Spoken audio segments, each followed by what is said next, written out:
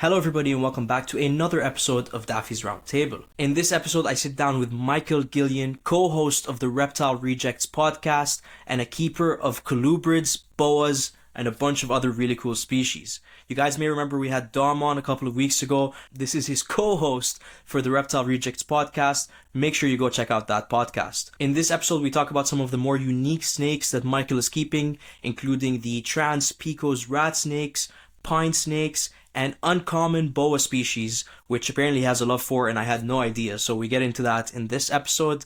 We also talk about how he sets up and cares for his reptile room, and how he's brumating his animals for the upcoming 2026 breeding season. We also get into herping and Michael's experiences herping in British Columbia and Alberta, and then we talk about reptile expos and the growing presence of reptile expos across Canada. This episode was actually recorded in the end of November and you're just hearing it now in January, so my apologies for that, but it is a great episode and I think you're all going to enjoy it. But before we do that, allow me to thank Exoterra for sponsoring this podcast and making this episode possible. Exoterra makes quality products for our pet reptiles to make them feel at home.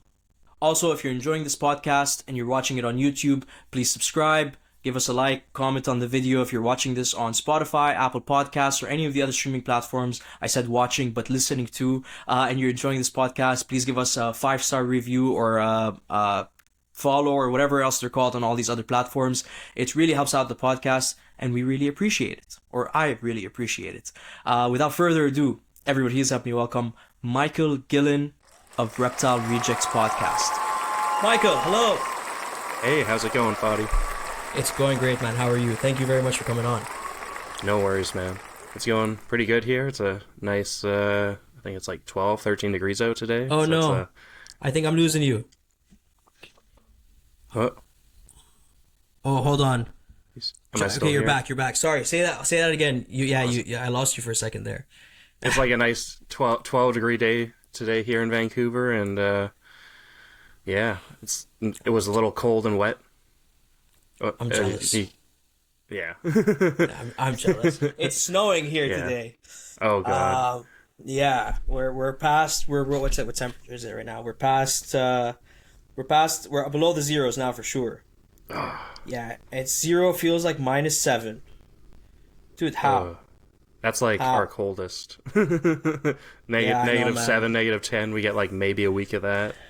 You guys, I think, have probably the best weather in Canada.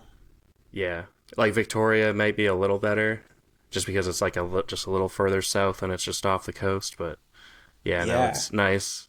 And then the summers it gets, I don't know, you're probably 23 to 27 every day in the summer with only it should be raining more often, but it doesn't rain too bad when it does. It's like, it's the summer. It's fine when it rains for a couple days kind of thing. It's nice in the middle. Is there any are there any cool native reptiles? Can you go herping in where you are? Oh yeah, there's like around here it's mostly garter snakes, and then you can find alligator lizards, and then in the winter you can go and get you got 4 species of salamanders, and then a species of newt. So we got the rough-skinned newts, and then a bunch of species of frogs. Actually, we have some pretty cool, the giant salamanders that are in Washington, Oregon, and Northern California. One of those species comes all the way up just across the border. I still haven't found one of those, but they're cool. They actually eat other salamanders. And then if you drive 3 hours inland, you can go and find rattlesnakes and gopher snakes, racers, yellow-bellied racers. There's this western skinks, and then there's also night snakes, which are like in like a really small little part that they go up all the way to Penticton barely kind of thing.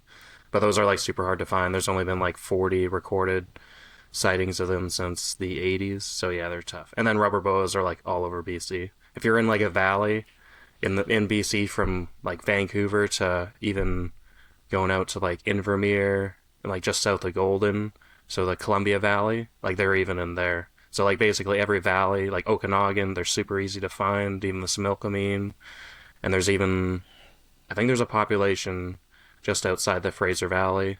And there's even a population, if you take a 20-minute ferry from Vancouver to Gibson's, apparently there's a bunch around there in people's backyards, which is kind of neat because that's like right on the water.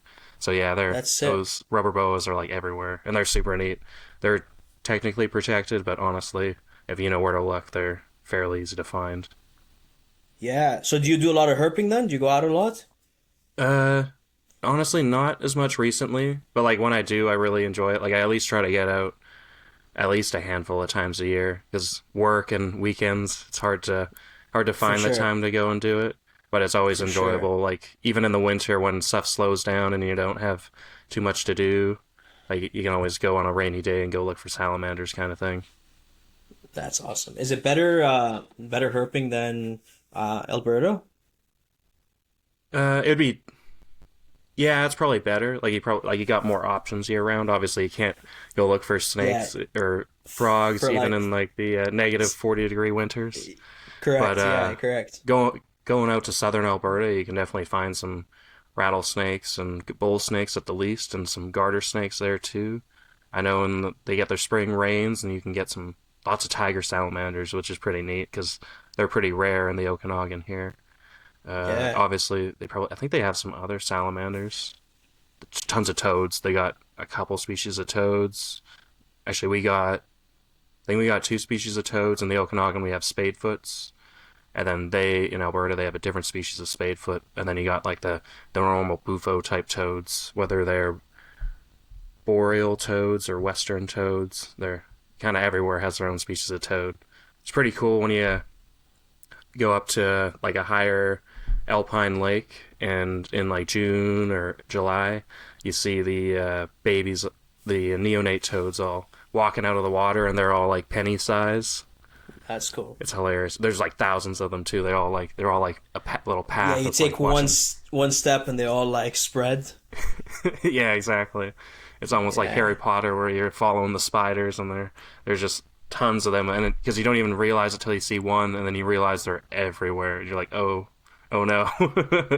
So that's It's a pretty good cool. reference. That's funny. Yeah. Oh yeah. Yeah, you guys have a lot cooler native species on the West Coast than we do here, I think. Oh yeah. There's a ton of stuff, and honestly, like the Okanagan's nice because the scenery's a little different, Yeah. and you like during the day you could go fishing or go swimming in a lake, and then you could stay up till 2 in the morning road cruising for stuff. Especially on a hot day, stuff's gonna keep moving a little longer, and then you get the odd cool. Yeah. When you go herping, you can find other stuff too. Like there'll be late at night, there'll be owls out, night jars. Might even find some scorpions and solifuges. We found a couple solifuges. They're pretty small, but pretty neat. That's cool. How do you spell that? Let me look that up. I think it's Solifuge.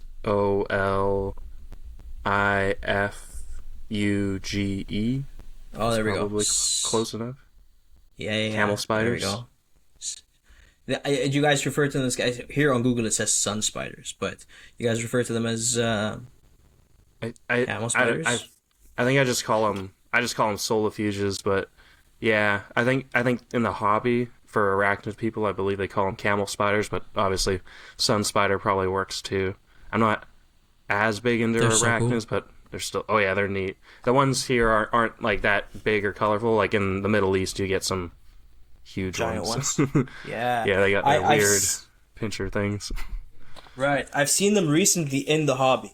I don't think I used to see them very often, but recently I've seen them at a couple of expos here. Um, and I maybe even I think I saw them at the Calgary Expo as well, right? I think Yeah. Truly Tarantulas maybe had them. Oh, that's cool. Yeah, but they are cool. Which kind of makes me wonder if, and I know you can't collect any native species anywhere in Canada, but I wonder if some of the ones that are coming into the pet trade here on the East Coast are maybe collected on the West Coast. That's entirely possible because like I'm not too into the invert hobby, but I know those people are probably a little more loose and also maybe don't know their Right. laws other than kind of like the roach laws and stuff. Where obviously you have to, if there are illegal roach, you technically need the paperwork that goes along with them, kind of thing, Right. and you can't have any species that are prohibited. So that's kind of a subject people seem to know more in the reptile hobby, at least, while the rest of the arachnid seems to be a bit more loose kind of thing. Yeah. Yeah, honestly, sometimes it feels like people in the reptile hobby don't really know much about the laws either. I know I don't. Like, I'm not one to judge. I wish I knew more or understood the laws more. I know what happens in my local bylaw, and that's pretty much it, right? But Yeah. especially with everything happening right now, and the certain places trying to get more strict on the laws and the new bylaws passing and all that, I think we all need to educate ourselves a little bit more on what's happening for sure. Oh yeah, and some of that's we can use that to also educate the politicians as well, because they don't even know that there's already these bylaws that exist, and you can be like, well, we already got this provincial law here in BC of size and species that you can't keep, and it's the list it kind of should be. So Yeah. there's no real reason to add to it, and most people don't even keep a bunch of those fringe species anyways. So if they were to restrict it more, it's not really it's not really helping anything, since the laws only affect people who will abide by them in the first place, and people are going to do what they're going to do. So it only makes things Yeah. worse if you're to add more laws. Yeah, you guys have some interesting ones in BC, right? Like I think you're not allowed white tree frogs. So that's our native laws that have been around since 1982.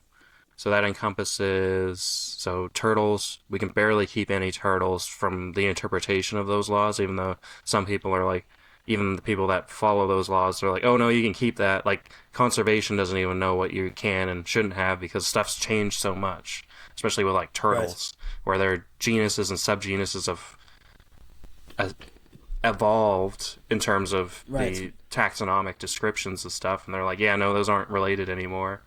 But back in 1982, which is what it's based off of, they were. So like we can't even keep like Yeah. Indian spotted turtles or Central American wood turtles, because they all used to be under the same like red-eared slider family. So like that whole Interesting. family of turtles back then encompassed a ton of species. So now it sounds like they're gonna redo it and look through it, and in 2027, I want to say they were talking about maybe changing it to allow a bunch of species that they already know are being kept here, that people are keeping. So you might as well just update the law to be more up to terms of the present day taxonomy. So that should be good. 'Cause, Hopefully, yeah, like well, whites, like hopefully before this back good, not then, bad. everything was hyla, right? Everything, all tree frogs were hyla. Most toads were bufo. So now, if they kind of restrict it back to a way where we can keep more animals, that's always a plus. And it also, people are already keeping these animals. Like there's people with white tree frogs. You sometimes walk into a PetSmart and they have them for sale. And most pet Right. stores don't even know that you're not allowed to have them, even though they're definitely not like related to our North American chorus frogs. Because I think it's because we have native Pacific tree frogs here, which are just another species of chorus frog, and they consider that native kind of thing. That's how that ties in. Same with the bufo, we got a couple toad Interesting. species. Salamander. That's why oxalotls are technically illegal here, because they're ambistomids, and we have several Interesting. ambistoma species like northwesterns and long-toed salamanders. So that's why they would be banned, because oxalotls are just a Mexican ambistomid. So Yeah. yeah, That's weird because we actually have some Ambystoma species here as well, and axolotls are still legal. You can't keep them. So, sorry, when did you say those rules were created? Like 19 something? 1982, 1982. 1982, Okay, and they're and still then following them today. yeah, it's still that's the current Wow, law today. Yeah, that's but crazy. then for some stuff they did like the species. So like gopher snakes, it's just gopher and bull snakes, because it's just Pituophis catenifer, which and Hmm. gophers and bulls are all 9 subspecies, are all kind of broken up into subspecies instead of species. So just those are illegal, but we can keep pine snakes, which is good because they're one of my favorite species Yeah, to keep. So that's yeah, awesome. which we're gonna get into very shortly because yeah, very interested to hear about those pine snakes. Sorry, so with the Pityophis, it's specifically one species of Pityophis that's not allowed, Yeah, not or two species, not the whole Pityophis genus. yeah. It's just the species that, yeah, just the gopher and bull snake kind of complex. I think it's kind of silly that they're together, even though they should probably be broken up, but that's just my opinion. Obviously, taxonomists know more than me. But I find that kind of funny. And then we have the, what is it? The Alien Species Act. So that list is all like tigers and crocodilians Right. and all venomous, all like fully Things venomous that should be snakes. banned. Yeah. Yes. Rear fangs, like we have some rear fangs that are banned. Like we can't keep false water cobras, we can't keep Phylodryas. That's the main thing, but we can keep some. Like we can keep hognose. I think we can keep the false Musarana, but the true Musarana, the cilia, that is banned. But if you kept Boiruna, I believe that's allowed. But don't quote me on that. But like stuff like that. Yeah. So like we are allowed to keep some rear fang stuff as long as it's not on the list. But most people don't. But like Boega, they're illegal too, which is they have some iffy bites going on with them too, right? Like some people they have a worse reaction than others, kind of thing. Yeah, absolutely. Yeah, I've seen some crazy pictures of people's like thumbs swelling up and turning purple and stuff. But so Ottawa's bylaw, just to comment on sort of the rear fang stuff, we're banned rear fang completely. So not even hognose, not even Boega, no false one, nothing rear fang we can keep here at all. Interesting. Yeah, I know. Yeah. I know a bunch of city bylaws have that, and then they have the length bylaw, which is like a weird one, and kind of like how do you enforce that kind of thing, right? Like most of these bylaws don't get enforced either, which is an almost like an issue in itself because it's like why do you have something that you can't even really enforce, right? It'd be better just to follow the provincial law, which kind of covers everybody's butt anyways. For sure, for sure. Yeah. No, that's super interesting, man. Cool. Okay. Well, I think maybe it's time we dive into Michael. Yeah. We kind of just started off the bat on bylaws and talking about BC and stuff, but who are you, Michael? Can you please introduce yourself to my audience and how you got into reptile keeping? Well, I'm Michael Gillian. I've grown up in British Columbia my whole life, in the Lower Mainland specifically. So since I was I want to say 6, 7 years old, I started catching garter snakes and stuff while going on walks around the local parks, and I kind of started that passion, along with a bit of fish keeping, and then keeping some other having normal pets too, right? Like a hamster, and that kind of sparks your interest. Then you end up going to the pet store often, and then you kind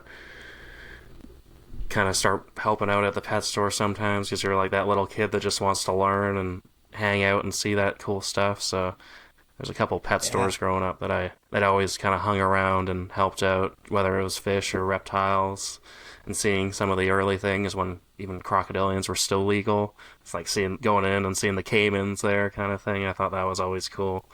Now you realize that those animals didn't do too well, but back then it was pretty cool to see little crocodiles.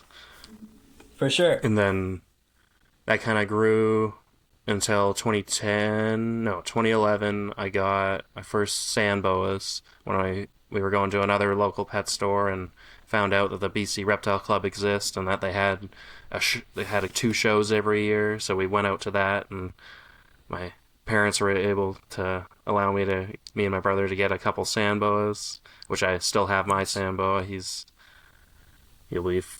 14 now. Yeah, no, he's 14, and then the following year, I ended up getting a female.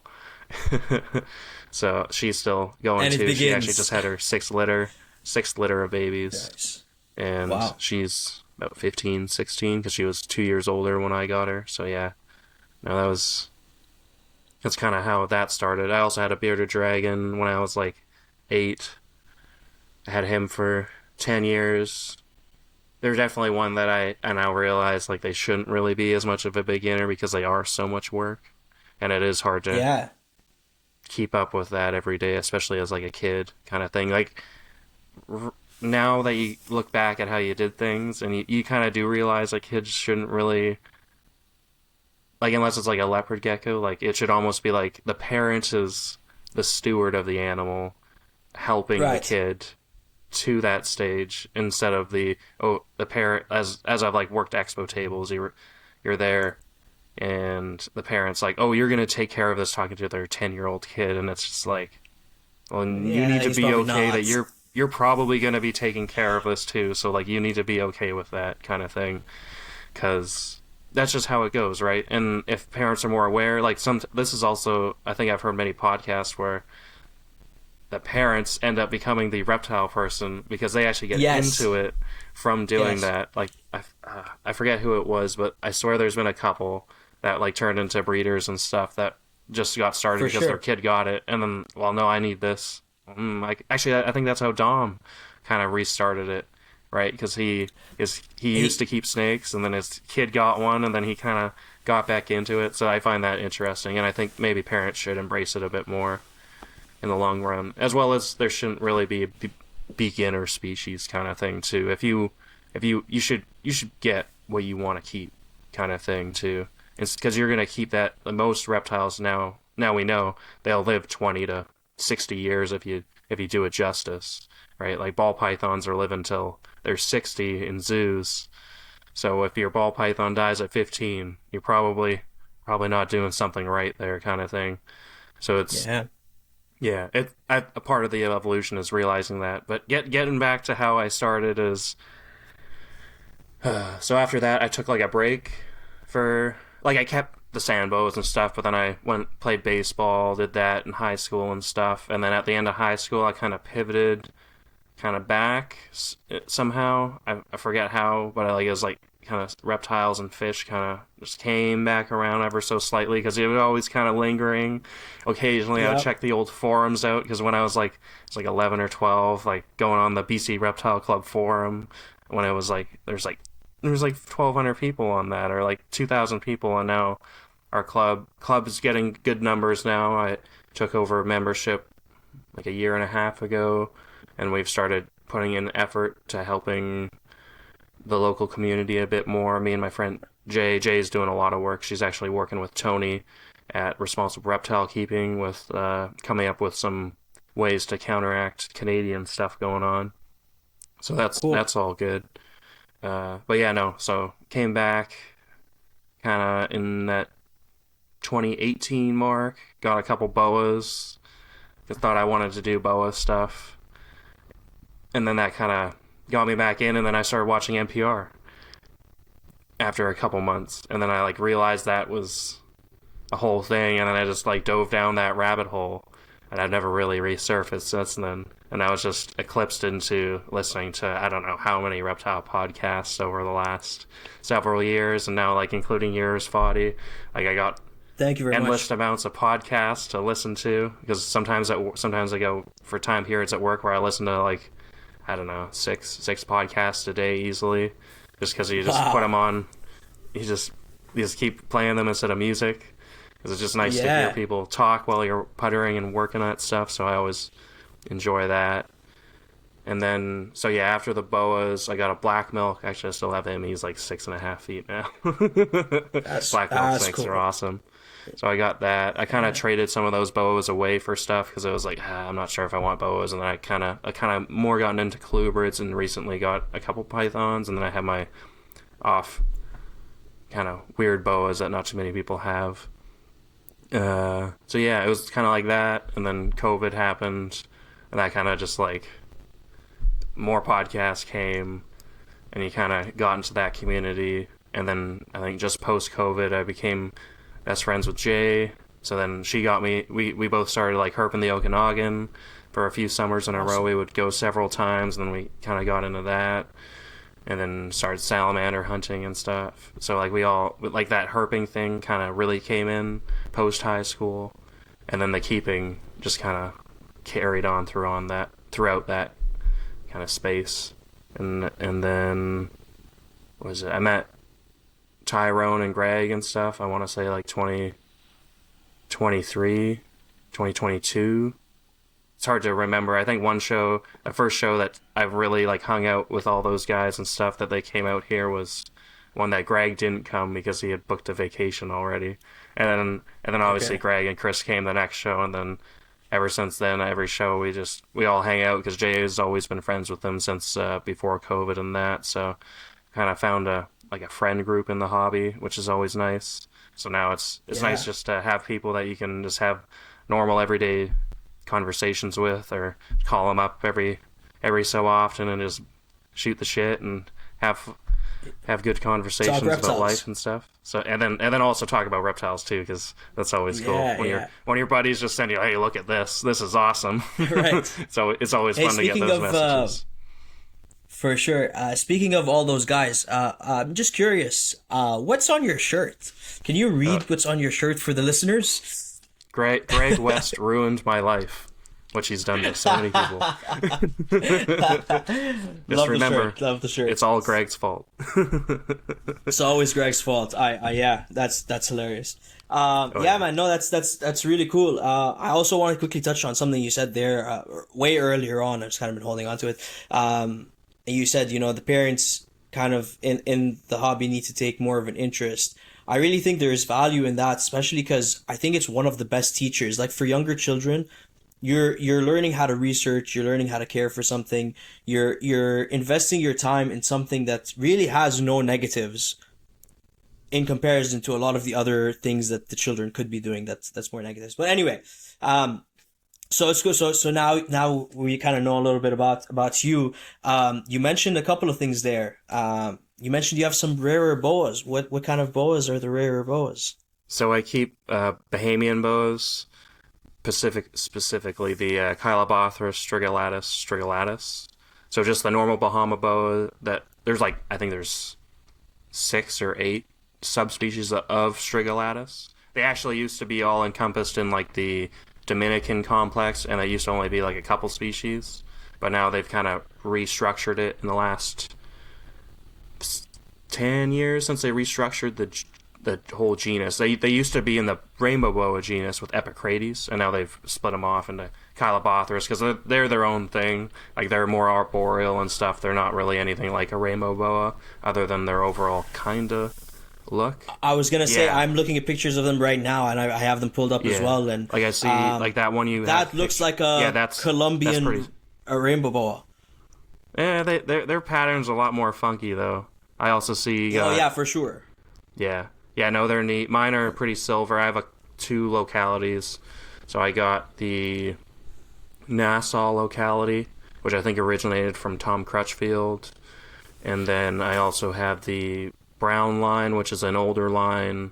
It's not I don't think it's a locale based line, but Jeff Murray and some of the other founders of those projects kind of just I think they acquired 2 older animals that looked pretty similar, so they made that their own line. And then there's a third line, the Eleuthera island boa, which is still in the same species, and there's that line too. So there's 3 Bahamian boa of the strigillatus lines, and then there is there's Berry Island boas, which I want to say are Fowleri, Strigillatus fowleri. Those are also in the hobby.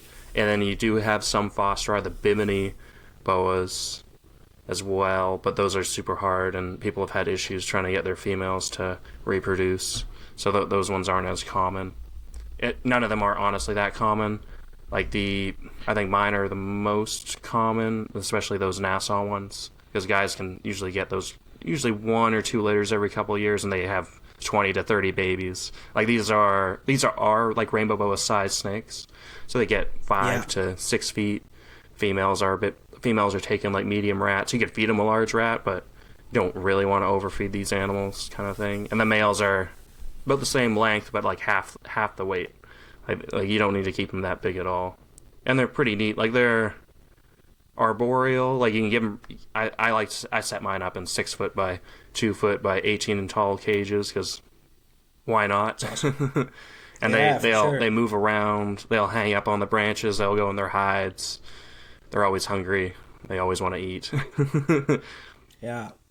But they don't musk like some of the other West Indian boas. The West Indian boa complex is honestly one of my favorite complexes of snakes, just because there's so much variety, and so these boas have evolved for thousands of years, if not longer, on each of these islands. So honestly, you could probably do genetic research on each island, and they're all probably fairly different. Although like some of those Bahamian boas might get a little bit more gene flow from just hurricanes and stuff, moving a boa or two from each island to another island and drifting off. But like then you got like the big Cuban boa from Cuba. They can get like 16 feet kind of thing. They get huge. And then you got Dominicans have 3 subspecies, plus they got 2 or 3 other smaller species on the Hispaniola. Like you got the Ford's boa, you got the Vine boa. I'm not sure if the Virgin Island boa is there. I know the Virgin Island boas are in the Virgin Islands, and then they're also in Puerto Rico. And then Puerto Rico also has the Puerto Rican boa, which is well known, and actually I think it's the first animal to be moved from CITES 1 to CITES 2, because they realized that their population is ginormous. And like, they probably just weren't looking in the right spots, as well as their land was kind of more protected since CITES was made in the 70s, so they've realized the population is a lot more dense than they originally thought, as well as just habitat restoration and stuff's kind of helped that too. Yeah, and there's also like Turks and Caicos has, they have the Turks boa, the Chrysogaster. There's a couple species of that, and then there's been a couple new species added, like Schwartzii, and then the Argentum. Argentum has just been described in the last 5 years. They don't even say which island it's from, just because it's so rare and it's only on one island. There's probably only a couple hundred animals on that island, so they try to keep it pretty obscure to keep the Germans away from collecting animals off of it, which is very fair.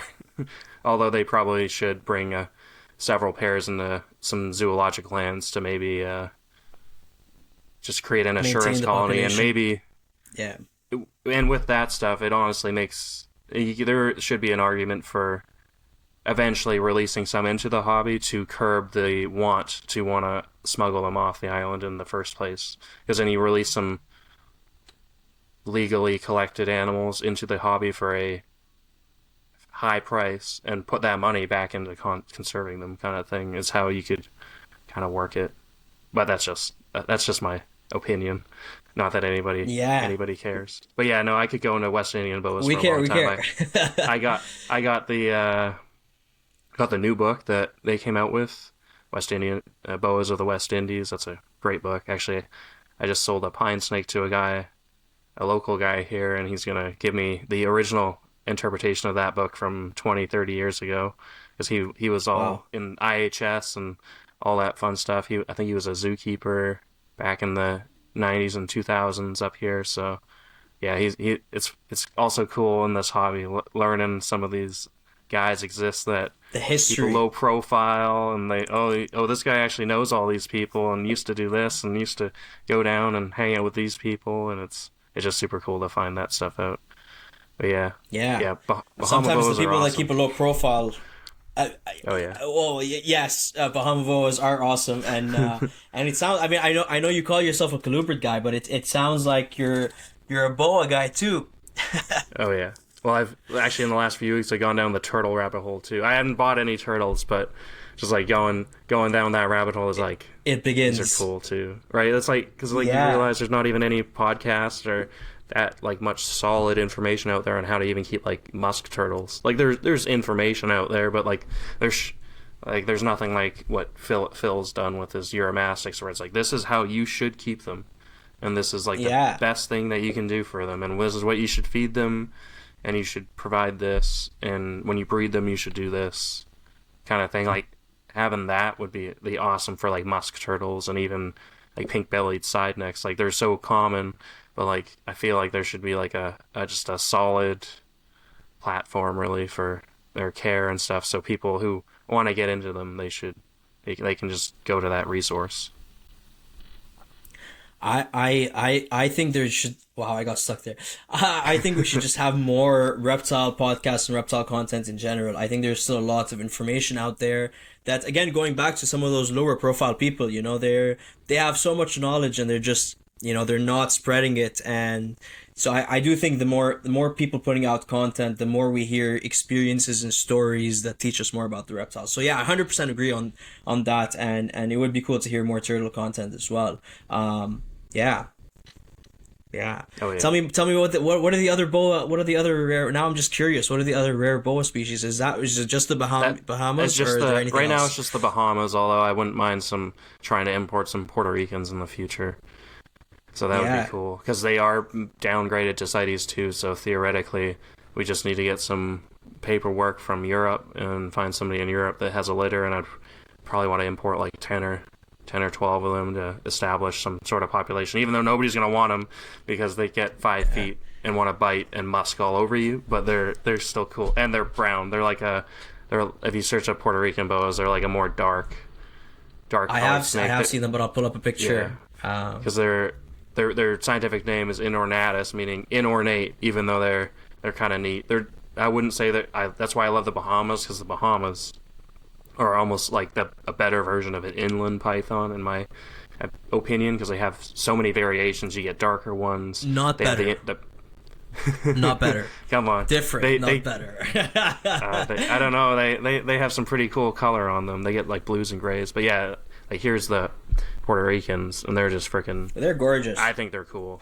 I know they might not be everybody's thing, and they also change like the Bahamas do too. Where at night they might be they kind of fire up at night, and then during the day, and then they might go through a shed cycle. Like my breeder female Bahama, she'll like right now she's super light, super silvery. Well, before she goes in the shed, she gets like really dark and more gray kind of look. So yeah, really fascinating how stuff kind of fires up and fires down, even with snakes and not just lizards.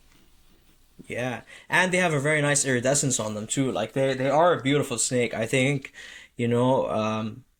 people need to start appreciating the true beauty of the animal as is, and not necessarily just what we can create with it, right? But it's interesting. I've also been going down a similar rabbit hole as you. I've been looking at more and more boas, and I think the Dominicans are awesome. I think the Argentine boas are really cool. I think even though I keep saying this and getting more snakes, but I think I'm at cap for right now. I need to be able to manage what I have before I get more. But eventually I will definitely look into getting some more boas. I want some more pythons first, but eventually I will look into getting some more boas. I kind of went on a python kick recently. Yeah, well, I remember at Calgary you picked up the was it the Angolans you picked up? Yeah, I picked up Angolans and that adult male Bahama from Cody Joe. But yeah, no, I got the Angolans from Tyrone, which were produced by Don Patterson. So they're Lazic cross Houston Zoo line, and they're honestly pretty cool. They want to murder me every time I open their bin, but I think they might calm down eventually. It's kind of cool having a python that actually hisses at you, like not a respiratory infection. They legitimately are hissing at you. They are mad. Yeah. Oh yeah, but I honestly think the more I want to set them up in a display cage sooner than later. Like whether I get some new Cornell's World enclosures that are like 3x2x16s that I can then repurpose once they outgrow those for colubrids kind of thing is what I was thinking. Because seeing Reptilandia's whole enclosure stuff, and probably wouldn't be able to do that, but even a couple shelves or some cork with whether I use a heat bulb or a heat panel in there, I think could produce some cool naturalistic behavior from the Angolans, because they seem to like to do a lot more than a ball python. And not that a ball python won't move, because they honestly probably would if you set them up right and gave them the appropriate hides and everything. But Angolans seem to be a bit more, not necessarily arboreal, but they move around. They'll go up on shelves. They'll find a crack to jam themselves into, but then they'll go and climb around at night, and they're always hungry, even though you don't want to overfeed them or else they might regurge. Right, I definitely think they're more active than ball pythons are. And again, I agree, not that ball pythons won't move, but in general, ball pythons seem to just be a lazier snake, for lack of better words, whereas the Angolans, from what I've seen, I've never kept them, from what I've seen, they're quite consistently on the move. Like they'll rest every now and then, but they're cruising a lot of the time. Oh yeah, honestly, like I keep them in a rack, but like they're never in their hides in the rack too often. They're honestly always like kind of looking out the back, just ready to go explore. And honestly, you open up the bin and they want to go check things out and move around. So I think in the next 6 months, I'm gonna upgrade them to something a bit more and have fun. as we're gonna me and Dominic later are gonna have a Rob Stone episode. So you guys will be able to guess. And any of you that listen to our podcast, you'll kind of get to see where we are in here. But we're gonna have Rob Stone on and talk about kind of his evolution and the reason why he keeps his West Indian boas and rhino rat snakes the way he does now with the cork and creating levels and using heat lamps instead of heat tape and stuff to create that more natural basking opportunities for animals. That's awesome. Yeah, when is that episode coming out? Well, it'll be live tonight, but then it'll be out the next week. So okay, cool. People who watch it will be will probably watch it before they watch this, but that's all right. Yeah, I was gonna say this will definitely that'll be out before this for sure. Because we already talked about this, but I'm several episodes ahead now and trying to rack up as many as I can before a busy season. So it'll probably be at least a month. Yeah. If unless you're doing live, I think batch recording is the way to do it for sure. It's tiring on the day of, so like, you know, going episode back to back to back to back, but in the long run it's a lot easier. Huge thank you to today's sponsor, Swifttail Exotic Vet Services. If you're in Ontario, specifically in Ontario, and you keep reptiles, amphibians, inverts, small mammals, honestly anything exotic, this is a game changer. By the way, I know this is a reptile podcast, which is why I only mentioned the above animals, but for those of you who do need it, they do also see dogs and cats. Swifttail offers exotic vet telemedicine, which means you can meet with a qualified exotic vet right from your home, no stress for you, and more importantly, way less stress for your animal. And if your pet needs medication, they can ship it straight to your door. One of my favorite things about Swifttail is that they're privately owned and operated, so you're not dealing with a giant corporate chain. They treat their clients like family, and they genuinely care about the animals we keep. They also offer urgent care, which is huge when something goes wrong and you can't wait weeks for an appointment or you can't reach your local vet. Speaking of appointments, if you've ever struggled to book with your local vet, or you don't have an exotic vet anywhere near you, this is your solution. Just hop online and book an appointment with Swifttail. And if you mention this podcast, Daffy's Roundtable, during your first appointment, you'll get 15% off. So make sure you go check them out, support an amazing small business, and get your animals the care they deserve. We talked about the boas. Tell me a little bit about what's the colubrid collection looking like right now? Alrighty, so I got one pair of black milk snakes. They're from Tyrone, so he bred them himself. Nice. They're awesome. The female's finally up to size, so next year I should get a clutch of eggs, and then the male's been up to size for several years now. So that'll be cool, because they're like a cool kind of high altitude milk snake from Costa Rica and Panama. So they seem to prefer more of an ambient temperature in the 70s. Like they honestly would. They would prefer 73 over 80 kind of thing. Like they'll go to the cool side. Like they're not, and they digest no problem. They want to eat every week, which is awesome. So yeah, and they don't bite. They don't really musk. Babies, you might get a bite or a musk out of a baby, but they're not like other milks or king snakes. So they're just fantastic. And then I got subox. So I got 1.2 wild rose paths Trans-Pecos rat snakes. And then I produced 4 eggs this year. All 4 hatched. Well, actually, I produced another clutch from the other female, but none of them turned out. That's a female from Smitty, who's only had... I think it might just be... I have a heat panel in with her that doesn't stay plugged in. Like, she can just unplug it. So I think it might be the irregularity of the heat, because every couple of days you gotta like plug it back in, so who knows how long. So I'm just gonna... After going into this brumation, I'm gonna put a heat pad on her instead, and so for sure nothing's gonna get unplugged there, and it should be solid. So I'm gonna change that. So hopefully I can get a solid clutch out of her next year. But the other female gave me 4 good eggs, 4 good babies, and it looks like it's 1.3 is the ratio in that clutch. So I'll probably let 1 or 2 go. Maybe. Respect, yeah. It's hard to know, because they're just fantastic. They just look awesome with their white flecking and their H pattern, and then by the end of their body they get like more of a reddish kind of burgundy tone, I want to say, from the black at the top. So I don't know. They're just fantastic looking snakes, the Trans-Pecos rat snakes. And then I think I'm trying. Kentucky. I think I pulled it up. Oh yeah, they're I'm struggling to spell, but it's the Trans-Pecos specifically. yeah. The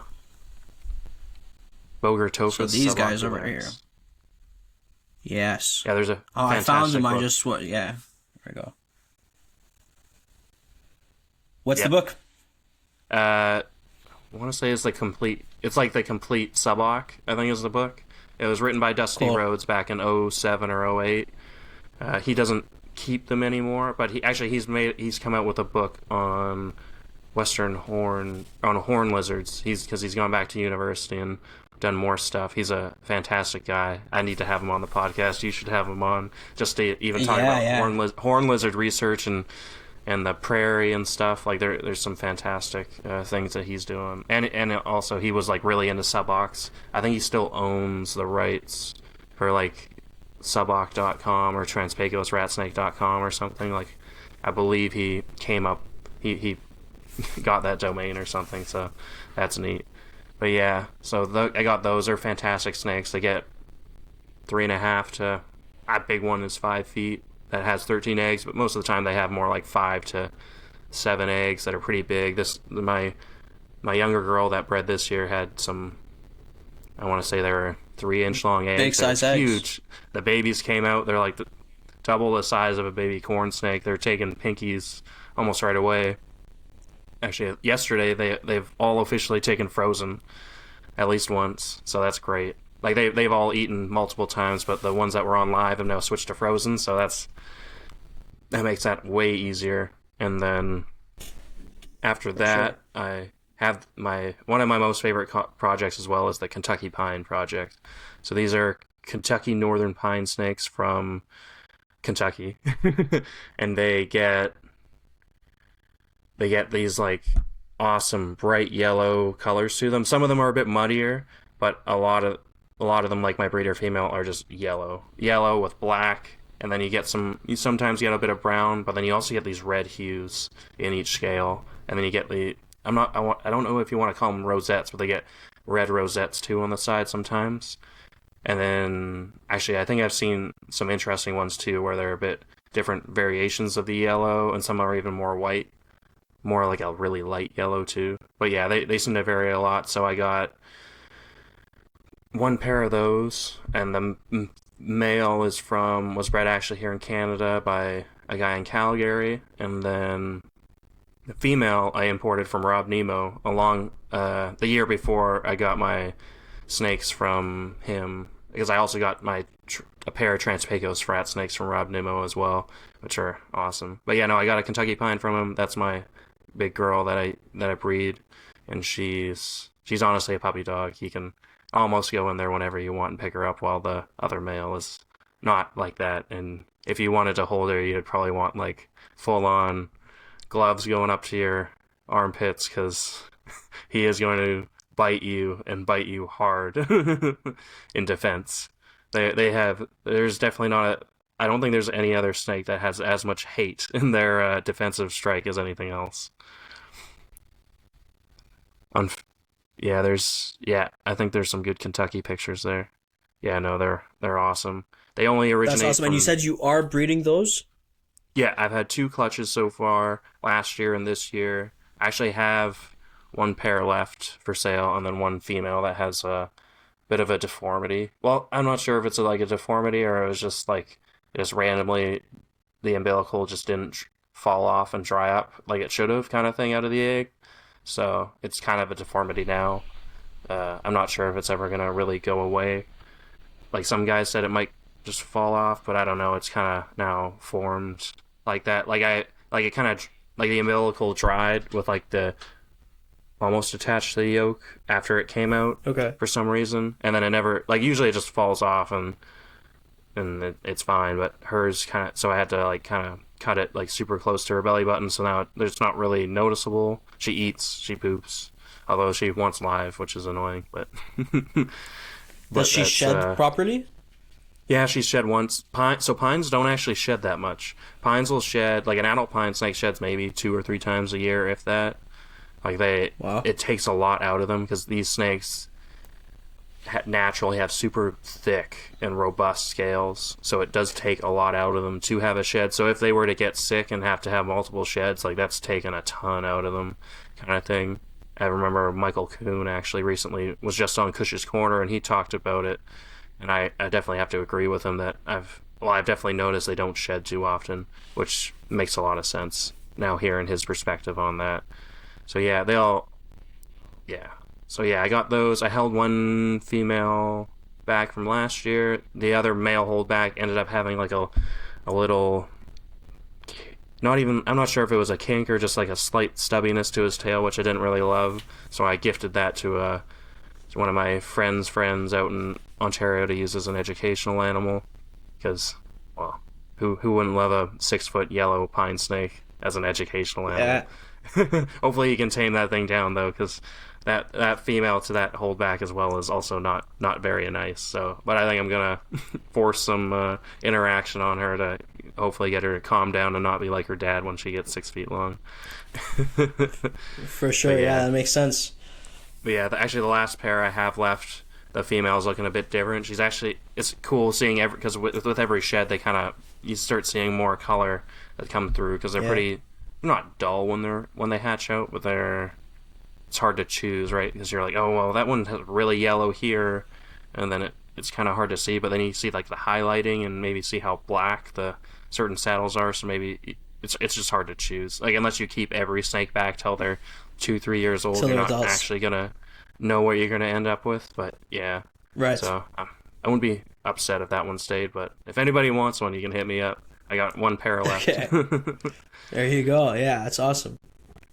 And you're keeping them all the same? Sorry, were there more species that you? I'm just trying to think now too. Yeah. I got one through the room. One 18-year-old Womble python, and then the sand boas, and then cool. I picked up those Angolans. Oh, I have one female Loma Alta Bairds produced by Smitty, so that's cool. She's 3 or 4 years old now. I'm not sure. I'm always on the fence with her because she looks fantastic. Every time we see her, you're like, well, I can't get rid of her. But then if somebody was wanting to do bears, I would definitely let her go to somebody like that. But those are hard to tough when they're just a fantastic looking animal. The silver, and then it has those reddish oranges coming through the scales. And it's fantastic. And then I also got traded for a pair of ring pythons with Cody Joe. You got the rings? Yeah, I traded a Kentucky and some cash or a pair of Kentuckys and cash for a pair of ring pythons. So I was like, cool. I've always wanted these since I was a little kid. And do they still have the orange rings on them? The male does. The female's a yearling, so she's a little more dulled out, even though she's not too much bigger than him. So I'm just kind of beefing them up a bit. I'm trying to feed them about 2 pinkies every 5 to 7 days to get their growth spurt going a bit more.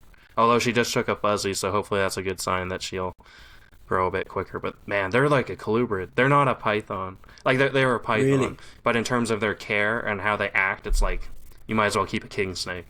That's literally how they act. They're flighty and twitchy like a king snake. They eat once they get feeding. They eat like a king snake. They just want to eat. You feed them as much as you want, kind of thing. And their metabolism is very quick. The only thing is you need to change the water almost every day because they'll soak in it. You keep the cage pretty moist too, but they just soak in it too. They'll just sit in their water dish periodically throughout the day, I believe. So you kind of want to change that water at least every 2 days, I would say, or else it's probably not good for them to uptake any foul water. So you just got to keep an eye on them with that. But yeah, you wanted to go back to the Kentucky pines?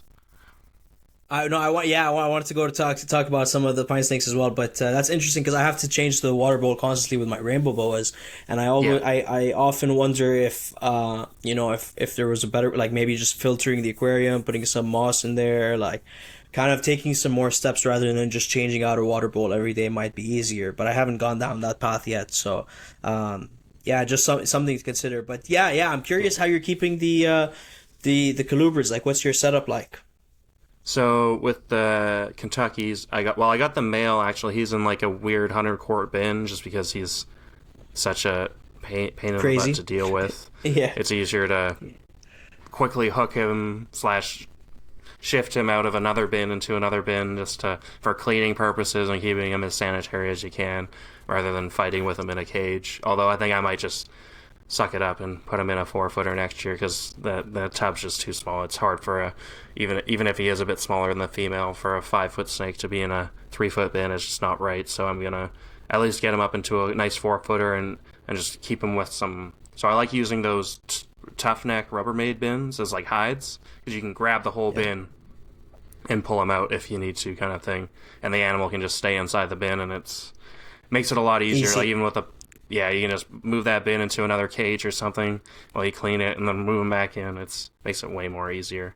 Plus, I can double as a egg box for the females. But yeah, no, the female, I keep her in a 6-foot cage, 6-foot by 2-foot cage that has a 40-watt heat panel in it. But I also have like a heat, like this time of year, I have a heater in the room just to keep it at like a good temperature. Because in the summer you don't need one, and it gets to the kind of that mid 70s ambient that I kind of want to shoot for. So I have to keep the heater in to keep it 74, 75 throughout the day. Which is actually what some people keep their pine snakes at, as like a base, like, oh, just keep them 75 ambient. But I believe they kind of want a higher hot spot than that to properly digest, as in the wild these snakes are traveling kind of big distances, honestly, and they're getting that basking in there. So they'll bask in these sand dunes at like 100 degrees, right? Not for all day long, but they'll get their heat and then kind of go hide in a tortoise burrow or something. That's just some stuff I've thought of, which I want to ask Rob later about, kind of how would he approach keeping these, because he also keeps some other cool Pituophis as well. So honestly, my keeping is kind of like, I almost want to go back to the light bulbs and doing that stuff, because you realize that like maybe the deep heat projectors and stuff aren't the best either, and the heat panels aren't the right wavelength in some ways. Like I use heat panels more for like an ambient, like it provides a hot spot too, kind of, but my thought is that it's more of like an ambient, so I set it to like an ambient temperature. Like the hottest part is probably still like a lot warmer than the ambient, but it's not getting a stupid high temperature either. And then I keep them in that. I keep them on aspen. You could keep them on cocoa and just leave it mostly dry too. But I've just grown up with aspen. You can keep them on pine too, as long as it's kiln dried pine. Totally fine with all colubrids, and honestly any snake shouldn't have any issues with that. And then I provide multiple hides. You can use cork rounds and stuff. They'll use everything. Honestly, if you wanted to set them up in like a 125-gallon fish tank with a big basking bulb on one side and give them like a bunch of, like, you could probably do them kind of naturalistic, although their poops are pretty big, so it's kind of easier keeping them on aspen, and you can just shovel out that big scoop it big out. Poop. Yeah. Some guys say that, oh, you need to feed them 2 large rats every week. I wouldn't do that. I feed my breeder female. Seems like a lot, yeah. Yeah, it takes medium rats mostly once a week, and then like maybe before breeding, or if she's feeding, I might, sometimes you double it up, and then sometimes you just give her a week off. Like you don't need to feed her every week. Like you can randomly give snakes a week off, even 2 weeks off if you wanted to. Plus but then she's also getting her 3-4 months off in the winter of no food at all, down when I brumate her. Could you talk about that a little bit? What's the brumation process? Do you cool the room, or how do you do that? So with my brumation, I've kind of realized that like naturally when it gets cold, it kind of gets cold quickly. Like there's no real warning to it. Like you might get a couple little cool days and then boom, it's cold. Like it's time to, like you might get a couple warm days after that. I've honestly figured that I just kind of stop feeding. Now I'm doing 3 weeks before I put them down at like normal room temperature, just to like make sure their guts cleaned out, because now I like had stuff go 2 and even 3 weeks before where they still have kind of poop in them, and then they end up pooping in brumation, which doesn't seem to be the end of the world, but I'm always kind of worried about stuff like that. So now I'm just doing 3 weeks. So right now they're actually on their second week of no food, and then I think halfway through, not this week but the week after, I'll put them in the garage, and my garage stays 50s, anywhere 50 degrees Fahrenheit, like 55 or whatever. And then if we get cold snaps, it might get down into the mid 40s, which doesn't seem to be an issue. As long as it doesn't get actually freezing out there, like, you should be fine for shorter periods of time. If it were to get kind of colder than 40, like, or get close to 40, I'd probably just bring him in, put him in a cool part of the house for a few days, which wouldn't be totally unnatural either, because in the wild, when they brumate, you get random days in the south where it gets, oh, it's 80 degrees today, right? Or, oh, it's 68 today and sunny. Maybe they'll come out and get a little bask in, and then they'll go back down for another few weeks, kind of thing. So, and them being in a garage that has a window in it, they'll probably, sometimes throughout the day, they probably warm up a little bit, and that might, like, it'll warm them up and maybe get their digestion going again or something. But it's kind of natural, so it's honestly not the end of the world. And I also think it's kind of weird when people, just personally, when people keep when they brumate stuff in, like, a refrigerator and there's no airflow going on in there, and you're just like, because I know a lot of these animals, especially like subox and pines, are known for needing a bit more ventilation, especially subox, because they'll get respiratory issues, and sometimes people have issues getting subox to live past like a couple breeding seasons, and they seem to think it's because of the ventilation part. Even though guys in Florida have a lot of success, they say it's humidity, but then the guys in Florida seem to have no issues. So I think it's just putting as much ventilation as you can in, and keeping them as kind of fairly dry, and kind of small water bowls and that kind of thing. But so far my subox have been good, so fingers are crossed. Yeah, so you do the subox the same as you do the Kentuckys. Yeah, I did lose one male, although he was like a little weird, but I don't know. I lost one male right out of brumation, so that was kind of weird. So I think with them, I'm just gonna I just do like a shorter 2 month brumation instead of 3. Probably it was just like a one-off, but I'm just gonna do that instead, because West Texas it's more of a drought kind of cycle in West Texas, although it does get cold up in the mountains in West Texas where they're from. So they definitely feel a brumation out there. But it's also like, from now, like, you can still kind of find stuff out there now if it was like a warm night.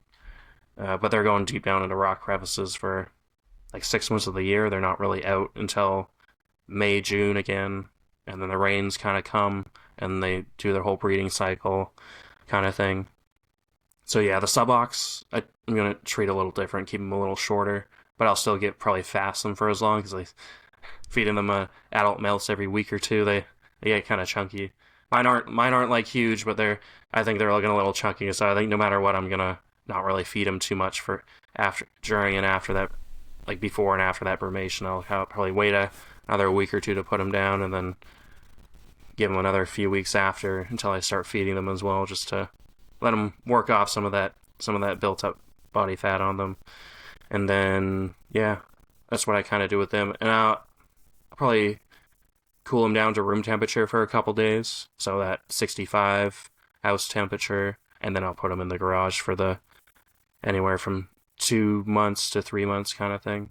With all black milks, no issues, they just go straight in there too. You probably could keep black milks as more as like a diamond python method, where you let them drop down at night and give them a little hot spot during the day. That'd probably be more natural for them. But right. I had no issues just fully doing a full brumation with them either. So it's kind of whatever you want to do with those guys. So yeah, I think people overthink it. You just need to find like a place that's in a safe range. Like Smitty's always getting worried about putting his stuff in his garage, but honestly, as long as he keeps I'd be more worried about him getting too hot in that garage than anything else. But he would probably be fine just keeping his stuff in his garage for the 4 months in a dark corner kind of thing. Yeah, I'm jealous, man. I cannot brumate anything in my garage. I've actually had to use the fridge method before, like the wine cooler method. I've never brumated snakes, but for newts, I've had to use the wine cooler method, because the garage I need to learn some of that newt stuff. Are you you're getting into some newts? Well, I've had them for a year now. The Nerugus crocatus. What species? Oh, nice. The Turkish yellow spotteds, right? Yeah. They're cool, man. They're cool. Yeah. They keep dropping eggs. Newts for sure. They dropped eggs like all year long, but they're just not fertile, right? Because they never went through a brumation cycle. So they could still be fertile without the brumation. Are you sure they're not fertile? I don't know. They just never seem to like. How long are they supposed to? Like they just seem to like go bad, kind of thing. Oh yeah, Sure. I don't see the embryo kind of growing at all. That's why I say that. Okay, yeah. Next time you get some, send me a picture. I can tell you. But because from what I know is they can still be fertile without the brumation, but it's just not, I guess, not as fertile. Like you'll get smaller clutches or they don't fertilize all the eggs or whatever. But yeah, but brumate them, man. What did you say your garage gets to, like the coldest? Like into the usually like 50s to 40s. Like I'll get down into the 40s. So that's what I was thinking. Like I was probably gonna do that and put them on. Oh yeah, you can put them in your garage. Yeah. If if it's not going below 40, you could put them in your garage. Yeah, it should be. I think it should be fine. Yeah. And how long would you put them down for? Like 2-3 months, kind of thing. Yeah, I was doing 2 months because I was too scared to go further, but but they could probably handle longer as well, to be honest with you. But yeah, 2 months. 2 months is probably good. I wasn't even going as low as 40. I was going. Hold on, I keep converting from Celsius to.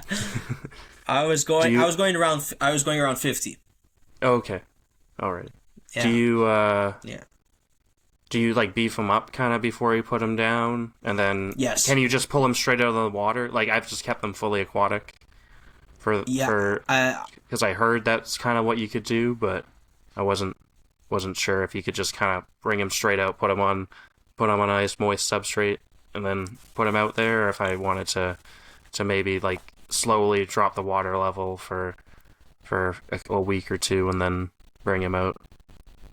Yeah, so I've never actually kept the Nerugus, but I assume they're all fairly similar in the way you brumate them.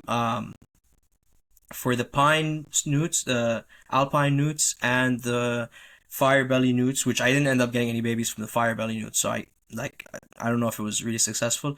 I was just pulling them straight out of the water, putting them on the dirt, but I wasn't putting them in the wine cooler. Like I would take them out of the water, put them on the dirt, stop feeding them once they're on the dirt, and then leave them there for like a week and a half, 2 weeks before they go in the wine cooler. So kind of like gradually bring them in. And even in the wine cooler, which is the advantage of using a wine cooler, I was starting them at a temperature and gradually dropping them down to cooler temperatures. So it would take like 2 weeks to get them to around the 50 mark. And I probably could have gone lower than 50, but I was just too scared. What type of dirt did you use with them? Did you just put them on like an just aquarium like an APG dirt, mix? Okay. No, like an ABG mix, like a potting soil, cocoa husk mix or whatever. I bought it as an APG mix, but I'm sure there's a lot of different things in there. But I don't think it'll matter too much because they will kind of burrow, like maybe dig themselves in a little bit, but they're in the top like centimeter of substrate. Like they're not digging down deep. Okay, so maybe I could put like a piece of cork on. Like I'm just thinking I put them in like a snake bin kind of thing. Make sure it's nice and moist, and then put a piece of cork. That's exactly what I did. Yeah, I put a leaf litter and a piece of cork, and they kind of seem to hide more in that than actually go fully. Do you mist them throughout it just to make sure it keeps kind of moist? Yes. Okay. Yes. You have to. Yeah. Well, I guess I don't know if you have to. Depends on how your setup is, but I had to for sure. And I think it's because the wine coolers have fans in them, and I was probably drying the substrate out very very frequently. So I did have to spray them about once a week, give them a quick mist. And I even and I don't know if you should do this or not, but I would even like pull them out at like the 1 month mark, give them like a very small meal, and then put them back in. But arguably that was probably not the smartest idea to do. You know, like they're probably fine without the food, and the food is probably could have caused, you know, them not digesting it properly and it's sitting in their guts or whatever. But it worked out. The Alpine newts bred. The Firebellies did not breed. The Spanish cool, rib though. newts, you don't need to cool them at all. Oh yeah, Newts are I cool. know. Yeah. Those Spanish rib newts just breed as long as you keep them full. They'll breed nonstop. I They'll debated getting breed those. And nonstop, I could make money breeding these, and I was like, oh, that's so much work. Although I've started breeding catfish because they just won't stop breeding in my big fish tank now. So I have like 5 batches growing up that I'm like, okay, I need to sell these. So I've stopped collecting the eggs. Every couple weeks they keep dropping like another 50 or 100 eggs. And it's like, So I got to that point with the Spanish rib newts. I stopped collecting eggs, and you think at first you can make money, but it is a lot of work, and the demand's not the highest for it. I ended up selling all the babies to one person that bought them from me wholesale, and then I just eventually stopped breeding them because when I sold them, I had like you were saying, like 5-6 batches, all at different sizes, and like I was still collecting eggs, and I was like, I'm gonna stop collecting eggs till these guys sell. And they do get to a point like axolotls and like the Alpine newts, and all of them eventually get to this point where they will start like eating siblings' hands and legs and tails and whatever, and they do regenerate them, but you have to wait even longer to be able to sell them, and so you have to separate them, and it's just I think that's what happened with I think it's the female. She has like 2 hands on 1 foot. She's totally fine, but I bet exactly. She got eaten and she grew it back a little wonky. A little extra foot just in case. That's funny. Yeah. They look cool though. But They're awesome. Dude, 100%. I would have kept doing newts. Just it's the same as like everything else that's going on in my life right now. Is just a little too chaotic, too crazy to be keeping something that needs that much consistent maintenance, and I had quite a bit going on. So, but anyway, newts are awesome. More people should be keeping newts for sure. I wish we had more variety of newts in the Canadian hobby as well. It does seem to kind of be coming back a little bit, but I know they're hard to bring in, and it's just there's not much variety on them. But okay, so you brumate them in the garage. You're leaving them in for 2-3 months. Then you bring them back into the house, and do they immediately go back in their setups? Are they paired in brumation, or are you pairing them afterwards? How does that work? So I just leave them separate in brumation because they're in the wild. They're not doing too much. They might pair a little bit, but a lot of these animals seem to like to pair right after. Well, like the pines are one that you want to pair with probably within a week after brumation. And then do that for a couple months until you get that pre-lay shed kind of thing, just to make sure, because pine snakes will often, some people think that they go super early and they've missed clutches because they've waited too long to pair. So those guys I'll pair right away. While the subox, you almost want to wait 2-3 months after brumation to start pairing, because mine, I think I get eggs end of June kind of thing.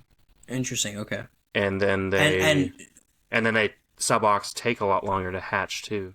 I also cooled the temperature down a little bit into the high 70s, low like 78, 79 for the subox eggs, and those took almost 90 days to hatch.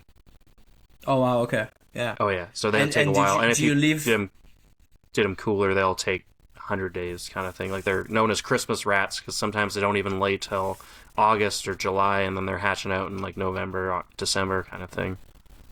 Just kind of neat.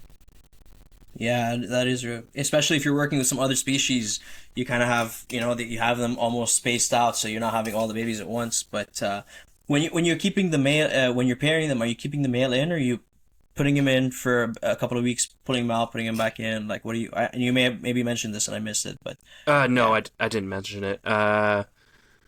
With the subox, I kind of just left them in for like I'll take them out for a couple of days when I feed them, let them digest for a day, throw them back in. Same with the pines.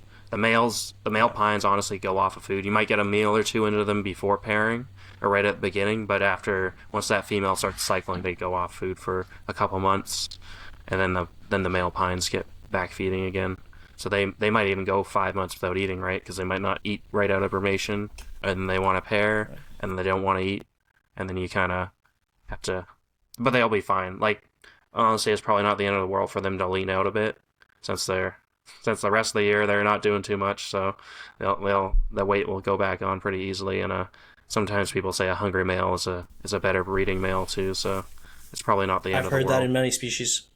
Yeah, actually, with the subox too, the males seem to go for that one time where they're probably females are like ovulating. They go off food. My male subox, twice now, he seems to go off of food when it's time for breeding. So you can kind of tell, oh, he's not eating. I should maybe just pair him up.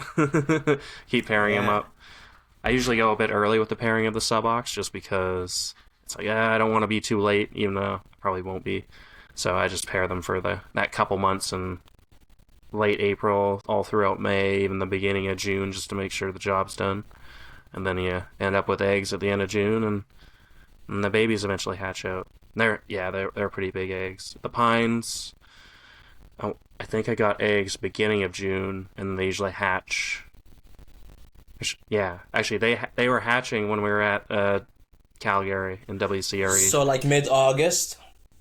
Yeah, that's when I got that clutch. Yeah, and then they were ready to. I do remember this. Yeah.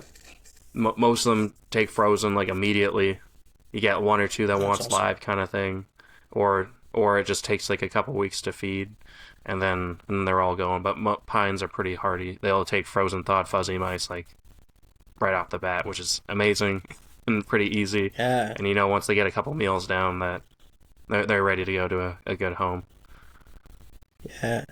Yeah, do you And those eggs are huge. The Kentucky eggs even for the pines? Oh, the Kentucky bigger pine than the eggs, subox, massive. yeah. Oh, way big, like 3 times the size of a subox. My female Kentucky is probably 5.5 feet. She gave me 9 eggs this year, 7 eggs last year, and they're all like large. Big. Like you could feed these baby Kentuckys like hopper mice if you really wanted to push it, but I just do fuzzy mice just to keep it simple. Yeah, they're large babies. That's really cool. Do you have plans to get any other pine snakes or colubrids in? I kind of wanted them, but pines are a lot of work, and they to do them right, they do need a lot of space. So I'd need kind of more space and almost more time because it takes a lot of time to clean a 6-foot cage kind of thing. So I wouldn't mind like black pines maybe eventually, or some nice hypo southerns. Even maybe in a pair of albinos. Like albino southern pines are pretty nice. They're white with bright red. And even the leucistic southerns, you get some pink Lucies, you get some pure white Lucies, but then you also get some yellow ones, because Lucies seem to have hypo kind of mixed in there randomly. So you'll, like, Tyrone bred is Lucy to an albino, and they produced all hypo double hets, which is pretty interesting. So that's kind of neat. The southern pine is a totally untapped animal as well. Like the Morse have been around for 30, 40 years, but they're still kind of like, not everybody knows about them, and they're kind of underrated. But yeah, no. Pines are fantastic. They're one of those like bulletproof snakes that'll live 20 to 40 years, get a good size, and honestly some of them have great attitudes, and you can pick them up when you want to kind of thing. And you don't have to keep them super hot, right? You could probably do perfectly fine ambient in the high 70s, maybe low 80s sometimes. Like, or you just, if you have a cooler house, just give them like a low 80s hot spot and let the other side of the cage be in the high 60s, and they'd probably be fine with that too. It's kind of, you just have to even it out. Yeah, and they seem to be pretty inquisitive as well. Like compared to, some of the pythons and boas, they seem to like watch you from inside the cage and like follow you around, and like they seem to be maybe a little smarter, which is pretty cool. They are. Like my big female Kentucky, every time I come into that room, if she's not out, she'll start cruising. She'll start going around. Yeah. She doesn't like wait at the front either though. She like does laps around her cage. It's kind of neat. While the male, he's like hiding. Like some of them, you get some really nervous ones that almost seem like they're kind of going back to their more wild instincts, where they might poke their head out, but they're still unsure about you, or they might dive back in. Yeah. The subox are the same though. The subox are super inquisitive. All 3 of my subox you come into the room and they all kind of pop their heads out and then kind of come to the front of the cage and maybe do a couple laps, but then they're right there. It's super neat. They definitely know you're in the room, and they definitely I think they kind of want to see what's going on. Yeah, that makes sense. That's cool. That's cool. Speaking of Untapped, you kind of did the reverse of what I did, right? Like you go to the Calgary shows. You've even seen your show, the BC show, and then you came to CRBE as well. Do you see a difference in species between like what you saw at the CRBE and what you saw in Calgary? Like a little bit. But like I feel like all around it's almost like the same kind of stuff. Obviously, certain areas seem to have more of some things. Like I want to say out in Toronto, you had a bit more like overall variety. Like but that's because you have overall more vendors, kind of thing. But it was oddly not as big as I thought it was gonna be. Which Yeah, is it's kind of interesting because I found the opposite. I feel like Calgary had more variety than yeah. Like I think more Toronto. like they have variety, but like that's what I mean. Like the same, like there's always like a couple tables that have actual variety, and then the rest is ball pythons, crested geckos, and then like Yeah. it's weird that even like leopard geckos and sometimes even bearded dragons and like the stuff that used to be super common isn't even common, and like there's not even other than Tyrone's table, there's not really any corn snake breeders, Yeah. really, right? Or even if they do, they didn't bring any, and it's like, well, like why not have some cool corn snakes on the table? Like there's obviously a couple like Monarch has Monarch Reptiles breeds had some, yeah. cool colubrids too, and like Tyrone, and then but there's not too many. Actually, I think there's like a couple smaller breeders at Toronto that had some cool stuff. But even out here, there's not. It's our show's mostly ball pythons and crested geckos.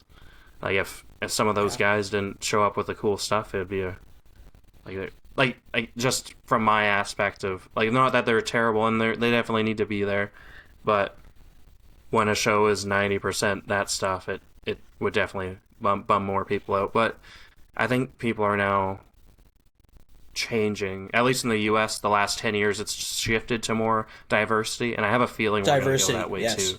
I think we're just I kind of think it's behind already the ball. starting. Yeah, Yeah. exactly. Yeah, I do agree with that. Yeah, it's interesting because I felt like, for example, like felt like there was more rainbow boas and more, Pitiophis and different types of colubrids in Calgary than you would see in Toronto. Oh yeah, I agree with that. Well, although you got in Toronto, they had way cheaper stuff. It was kind of Oh, weird, yeah, you think but so?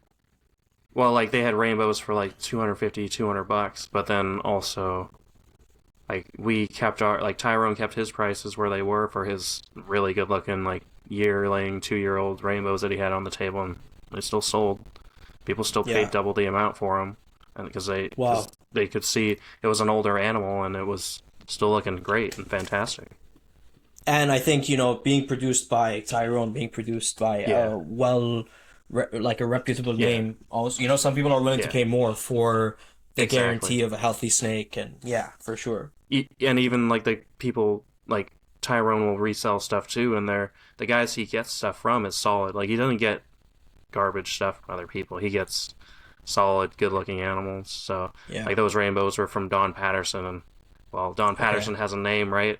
And those were Right. they were they were bright red rainbows, and they literally were bright red. Like Yeah. I've seen Ty's adults from that same like lineage that he has at the shop, and they're red. That's awesome. Like you think it's Yeah. a filter, and it's like no, that's actually how it looks, which is pretty cool. Yeah. That's cool. I have quite a few snakes in here from Ty. I've always enjoyed dealing with him when it comes to, or in general, but like every snake I've gotten from him has been no trouble whatsoever and great eater and super healthy, and so yeah, I absolutely get that. You've had a busy summer, huh? Oh yeah, yeah. How many Well, I shows had did you do? lots of work and stuff, and then I did WCRE in Calgary. That was an awesome. I think it was almost like a week because me and Jalen left 4 a.m. on Thursday Great. morning. Got to Calgary by 3. Met Greg at the shop. Hung out with him that night, and then I think some of our other buddies flew in that night too. And then we helped with the setup on Friday. And then I actually helped run Greg's booth that weekend with Greg's son, because Greg was running the show and he's running around with his Running the head show, cut running off the whole around. weekend. So he was The busy. usual, the usual. Yeah, normally I actually work with Tyrone and work at his table, but that show Greg needed my help because Greg's right-hand man was doing his own table selling T-shirts, so I had to step in and put my pet store dry goods selling The customer hat on. service voice. Had to. Well, I'm good with the customer service. I just had to break off the rust on selling cages and equipment for stuff. Right. But yeah, that was a fantastic week. I obviously got to meet you, and I got to hang out with all our usual buddies out there. Stay up till 3 a.m. With the boys and solving all the world's problems. Yeah, exactly. It was fun. And then yeah, we hung out, went home Monday, and then so during that show, Tyrone was like, "Hey, you gotta come out to Toronto with us." So I decided to do that, and I booked that plane ticket and everything.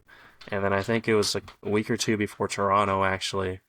I think I just randomly called Tyrone just to. There's a couple I wanted to increase my sand boas, and I decided to add a couple sand boas as well to my collection. So I got an Anery stripe and a albino paradox, just because. Nice. Why not? They're fairly easy snakes, and I've kind of always wanted those anyways. But he was like, "Oh, actually, I need help at Edmonton." But then he had forgotten that I was already going to Toronto. So he was like, "Oh, and actually, you don't need to." But then I decided to just do it anyways. So I did the 3 shows in a row because it was Toronto, BC, and then Edmonton. So it was 3 weekends. Yes. And honestly, it didn't feel like it was one thing. It felt every show that you went to, it felt like, oh, that was like 2 weeks ago that we did that, or 3 weeks ago, right? Like it didn't actually feel, because you had that 3 days of work in between where you're back to normal. And then, like our show, I was the one running around with my head cut off for setup and takedown kind of thing. But then I still got to kind of relax and help run Tyrone's booth there. Toronto was fantastic too. That was another fun one. So I left here Thursday night I think I flew out at like 9 o'clock from Abbotsford. Had a connection in Calgary. And then I got to Toronto at, what was it, like probably 7 a.m. 2 or 3 in the morning? No, 7 a.m. You saw your connection was a bit, yeah. No, it was like an hour or two. Like, it wasn't too bad. But yeah, it was like left Calgary at 1 a.m. and got to Toronto at what would have been 4 a.m. my time. Right. Hung out at the airport for a couple hours till my buddy picked me up. Went to his shop, hung out there for a bit, helped start setting up tables and that for him, helped bring some boxes in, and then Greg and Ty and all those guys showed up around noon. Although my timing was all messed up, it was hard to remember what time it was. Although it was kind of weird how, like, it's almost like your body just like falls into wherever you go. Like it felt normal, kind of going there. And, like, it's like, oh, it's 2 a.m. Or, like, it's, like, midnight or 1, right? It's like, time to go to bed. And then it's not really too different. So, yeah, no, that was great. Stayed at the Airbnb with everybody. Had a fantastic time there. Got to hang out at Tyrone's table and also help Greg a little bit because we're both right beside each other. So, yeah. Right next to each other, yeah. Yeah, no, that's fantastic. Cool. Had lots of good food that weekend. Yeah, that was a good weekend as well. And then tell me about your show, the BC show. When's the next one? So tell us about the show. So the next one, so if you check out the BC RC or BC Reptile Club page on Facebook, it has our show dates on there. I believe it's May. It's like the second or third weekend of May. Is where our show is. It's like probably the weekend before Mother's Day, but I could be wrong. I don't have the dates right in front of me, but yeah, no, May is our next show. Because it was originally going to be in April, but then it would have landed on the same date as Greg and Tyrone's spring show, so we moved it to May. So yeah, it'll be like that. It's run by the BC Reptile Club, so it's a full non-for-profit show. All the money goes towards the club, and then we use that money to help do now we're actually starting to donate. So we donated some local conservation efforts throughout BC with reptiles, as well as some other community projects. So we donated to the Painted Turtle project and some of the work in the Okanagan for rattlesnake stuff. as well as That's some awesome. So you raise money women's at the shelter. shows, sorry? Well, the money for the admission tickets and everything, and all the table fees. Like obviously, we pay for the venue and that, and then that money then we save in case we need it for legal action against laws that are going on. So right now we're working on trying to prevent any further laws that are trying to push right now. So the municipalities are gonna vote on if they want the provincial government to start. They want to ban any mobile reptile event, which would include reptile shows. Reptile So shows, we're trying to work on that right now, currently, actually. So if that went any further, we might have to hire a lawyer and do that. But we have a fund, we have a money for that, so that's good. But then we also try to from now on, we're gonna try to every year put back into the community, especially reptiles specifically, but also some other stuff, like maybe we'll do stuff with the food bank in the future and try to help the greater community that we run the show in. And yeah, actually a lot of the work is also done by my best friend Jay. She's working actually with Tony a lot, and they're doing some good stuff. Like she's come up with emails and who to email and everything. She's definitely put in the extra hours and keeping the club together, kind of thing, because we're a pretty small club with only a few. We got 6 or 7 board members. I'm on the board. I do membership. So yeah. So we're trying to create more things. I'm trying to get the membership better too. So maybe it sounds like we might even have a local pet store that'll give discounts to members of the BC Reptile Club. So that would be awesome if we could do that. So I'm gonna, once they reopen, because they've relocated themselves and haven't been able to reopen yet, I'll have to talk to them and see if we can set that up or how we want to do that to benefit us and benefit them, obviously. Like we don't want to put them out of business by doing something. Not that it would, but make it worthwhile. Because yeah, I know they've been a staple in the reptile hobby. Actually, I used to work at that shop too. They're a cool reptile fish store. Yeah. I used to work at a couple fish stores and reptile stores back when I was younger too. So, yeah. That's awesome. Yeah, our fish club here does that. Like, if you're a member of the Ottawa area fish club, OARC. Nope, that's not it. OVAS, Ottawa Valley Aquarium Society. There we go. That's You get discounts at like three pet stores here in Ottawa, and they bring out a big group of people. So yeah, it's definitely a good idea to get the local stores involved as well, because they're fighting the same battles we are, right? So yeah. that It makes that membership worth more while than just it's good. It supports the club, and the more members we have, the better. So now all vendors are members at our club too. So that obviously is good. Although they do get a discount for that, so it's not really cutting into their budget. But then they get to become a member, and then when eventually it'd be nice to also maybe get some other sellers or vendors at our shows to have maybe some sort of discount thing. But it's tough because like right now, with how things are, people aren't making as much money as they need to make ends meet. So I definitely don't want to push it on anybody either. And yeah, so yeah, no, it's great. It's a great show. I think we had 70 or 80 vendors. Like we had a lot of vendors. That's decent. Yeah, it's a good sized building we got, and honestly, they've been great. Haven't had any issues. The rent's not too high. Yeah, we'll have to drag you out there sometime. Yeah, get to hang out with us. I would love to see it. Yeah, that would be fun, man. And I've never been to BC either, so it'll be a 2-in-1. So come check it out. Yeah, maybe next May. We'll see. Maybe we can get Exoterra out there. We haven't had any like real. Yeah. Like I think ZoomEds come like once or twice, but they don't really come. So if we could get Exoterra or somebody to come out, not even as a sponsor, but just like be there, that'd be pretty cool. Like that'd be neat. Yeah. Reach out to Jesse. I'm sure they can make it happen. Yeah. Awesome. Yeah, I'll have to get Jay to talk to them and maybe see how better we can make the club and make it an even better show. That's cool. So, okay, so to kind of wrap it up, any big upcoming plans that you want to talk about? Are you planning on getting heavier back into the fish hobby? Or are you sticking with the reptiles for now? Any dream species you're looking to get? Where's the future going? Oh, and then also plug Reptile Rejects while you're at it, because people need to go check that out too. Anyway, yeah, go ahead. Right now, I think not too much. Right now, it's just going into brumation, so there's just that. And then at Reptile Rejects is obviously the podcast me and Dominic do.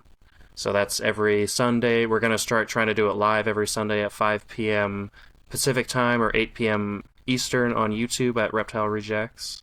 And then, yeah, so, and then that actual live will then be published the following week on all the podcasting platforms. So it's kind of like you can watch early if you want or watch live, but then the next week it'll actually be published on everybody's platforms that they all get their stuff on. And then, yeah, I don't have too much. I'm hoping this Bahama female drops babies because that'd be cool. But right now I'm just Let me know if she does. I'm convinced it's gonna be slugs, but I'm hoping that there's live babies because I'm definitely gonna call a few people immediately as soon as that happens. Yeah. Fingers crossed, cool. man. That would be very cool. Yeah. Yeah, I think I might need to Absolutely. upgrade a couple of the species I have, like the Angolans and that. So that'll be cool. I was always fiddling to doing the snake room kind of thing. Always. So yeah, and then I feel that, man. Yeah, That's cool. yeah, we're just working on club stuff. I'm not sure if there's really too much more. There's always stuff, but it's hard to think of it, right? Like you jump for off sure. these things and you forget 20 things that you You're should like, have I talked forgot about. to mention that. Yeah, Yeah. absolutely. Well, that's good. We can save it for when you hopefully come back on again, and we just have more to talk Definitely. about then, right? So, yeah, man. Michael, thank you very much for coming on, bro. This was a lot of fun. It No was cool to worries. just hang out. You know what I mean? Oh yeah. Kind of talk snakes, talk shop, talk expos. So we'll have to have you back on again, and I'm sure I will be seeing you relatively soon. I know like there's no shows for a couple of months, but I'm sure I'll be seeing you at a show very, very soon. So Oh yeah. I'm coming to Spring Calgary. there we go. I most probably will be there as well. That is the aim, at least. So Oh yeah, it should be you fun. and Danielle gotta come out. We gotta hang out. Maybe we gotta book some time off before or after and hang out at Greg's house. Yeah, that's why I mean. One more drink, right? It's gonna happen, man. Yeah. I would like to come out like when it's like warmer too and try to do some herping out there and stuff. So we'll see what 2026 brings. But yeah, man. Thank you very much for coming on. Let everybody know No where they can worries. find you. Everybody can find me at Reptile Rejects on Instagram and at Reptile Rejects on YouTube, and then just Michael Gillian on Facebook. Yeah, thank you, Foddy. It was great to be on. Yeah. It's always good to chat.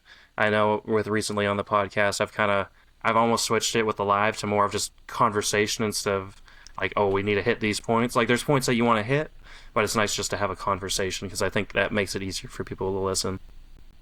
For sure, man. It's funny because I used to have like 15, 20 questions before the episode and like go into it like prepared, and I would start stumbling and like, you know, you're talking about this topic, but you're trying to drag it back so you could talk about this specific topic, and it just becomes stressful. And so anyway, I stopped doing that, and I'm just more comfortable on the episodes now, and I feel like I enjoy it more, and I feel like the guests enjoy it more, and probably the listeners as well. So yeah, it's cool to just have it be, like you said, conversational, just more fun than, you know, I'm trying to hit all these points, and then whatever comes out of it comes out of it, and so far so good. So yeah, man, always a pleasure chatting with you, bro, and I'm sure we will do it again very, very soon. Awesome. Thank you. Yeah, and everyone else that's listening, all of Michael's links will be in the description. Go check out Reptile Rejects. This episode will probably be out after that Rob Stone episode, but so I will link that in the description as well. But yeah, every Sunday at 8 p.m. Eastern time, right? Reptile Rejects live on YouTube. Go check them out. And yeah, thank you all for listening. We'll see you on the next one.